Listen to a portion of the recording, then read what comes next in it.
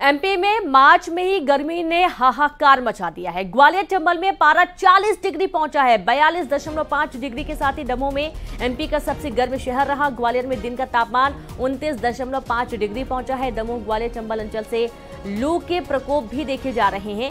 ग्वालियर चंबल में अगले 24 घंटे में मौसम बदलेगा। ग्वालियर, भिंड, मुरैना, दतिया में बादल छाएंगे। श्योपुर, शिवपुरी, गुना में बारिश की संभावना व्यक्त की जा रही है। बड़ी खबर है, जहां एमपी में मार्च में ही गर्मी ने हाहाकार मचा रखा है। और आप ये देखिए कि अभी मार्च हालांकि अब पूरा होने वाला है, अप्रैल की शुरुआत होने वाली है, लेकिन अभी से 40 से 42 डिग्री तापमान देखा जा रहा है।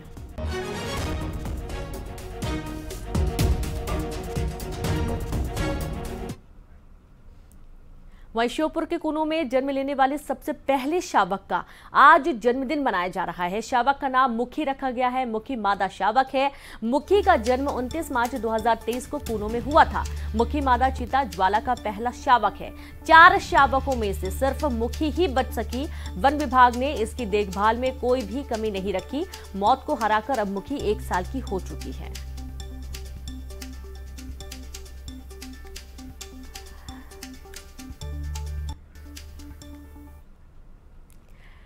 खंडवा में प्याज के मस्कट में से मतदाताओं को जागरूक किया जाएगा। प्याज खंडवा जिले की पहचान है और यही वजह है कि एक उत्पाद में प्याज का चयन खंडवा में हुआ है।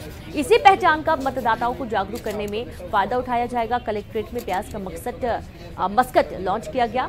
मतदान हस्ताक्षर अभियान के आगाज के साथ ही शपथ भी हुई और अब प्याज का ये मस्कट मेलों और सार्वजनिक स्थानों पर भी नजर आएगा, जहां विभिन्न प्रतियोगिता कराई जाएगी और विजेताओं को प्याज के मस्कट की ट्रॉफी से पुरस्कृत किया जाएगा।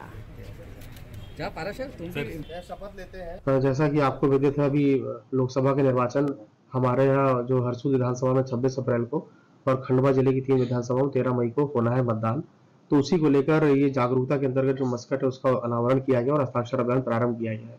इससे पहले भी हमारे जिले में सीओ जिला पंचायत जो नोडल अधिकारी हैं स्वीप के, उनके निर्देशन में तमाम तरीके की मतदाता जागरूकता संबंधी गतिविधियां आयोजित की जा रही हैं। उद्देश्य इतना सा है कि कोई भी 18 वर्ष से ऊपर का जो मतदाता है मतदान के दिन अपने मताधिकार का प्रयोग करे। चुनाव सर पर है, सेना तैयार है, सेनापति तैयार है और वार पर वार के सिलसिले कड़वे होते बयानों के बीच ऐसी ही तस्वीर जो लोकतंत्र की खूबसूरती को दिखाती है।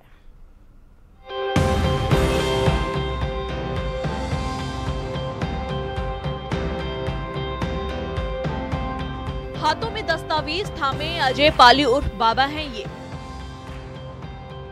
कवर्धा में छोटी सी समोसे की दुकान है, लेकिन स्वाद से ज्यादा सियासी माहौल जमाने के लिए फेमस है। करीब चुनाव लड़ चुके हैं, कामयाबी अभी तक नहीं मिली है। अब ये संयोग है या प्रयोग कि इधर भूपेश बघेल ने कहा कि अगर हर जगह से 384 प्रत्याशी मैदान में हो तो बैलेट पेपर ही यूज करना होगा।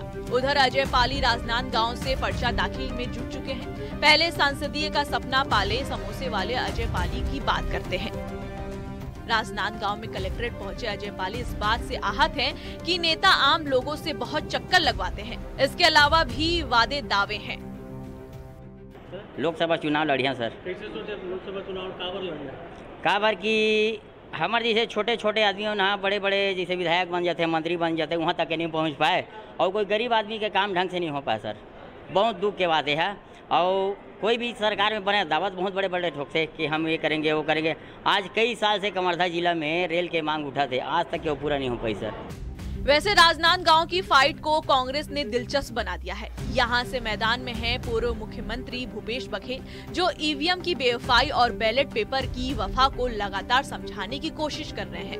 संख्या को लेकर श्योर नहीं है। बघेल पर सजेशन दे रहे हैं कि अगर हर जगह 375 या 384 मैदान में होंगे तो फिर बैलेट पेपर का ही सहारा लेना होगा और ऐसा हुआ तो कांग्रेस जीत जाएगी, क्योंकि विधानसभा चुनाव में ईवीएम ने कांग्रेस की लीड को कम किया है। अब इसे जनता ही से ठीक कर सकती है। मेरे यहाँ पाटन ब्लॉक कांग्रेस कमेटी की बैठक थी, अभी मैं वहीं से आ रहा हूँ। वहाँ भी ये बात आई कि ईवीएम से मतदान नहीं होना चाहिए, क्योंकि इलेक्शन कमिश्नर के वेबसाइट में ये बात है, यदि 374 या 384 प्रत्याशी यदि फॉर्म भर दे और नाम वापस ना ले, मतलब वो कैंडिडेट खड़े रहे, तो फिर ईवीएम से नहीं होगा, मत पत्र से होगा। तो जो काम सुप्रीम कोर्ट या इलेक्शन कमीशन नहीं कर सकते, वो यहाँ की जनता कर सकती है।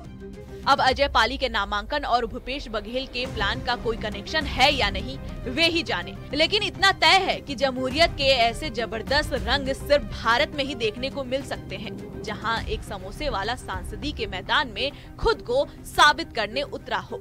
राजनांदगांव से राकेश यादव के साथ ब्यूरो रिपोर्ट, न्यूज़ 18।